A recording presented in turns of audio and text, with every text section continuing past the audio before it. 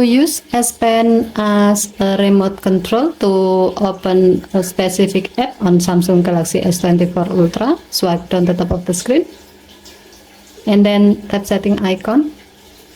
Scroll to the screen to find Advanced Features. Tap Advanced Features. Tap S Pen. Next, tap Pair Action. If this menu is still off, you can tap the on-off switch until the switch turns blue to turn it on.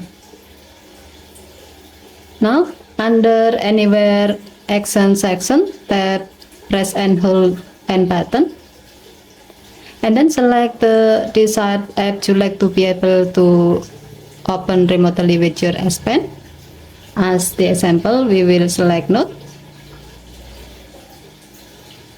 To use this feature, remove your S Pen from your phone.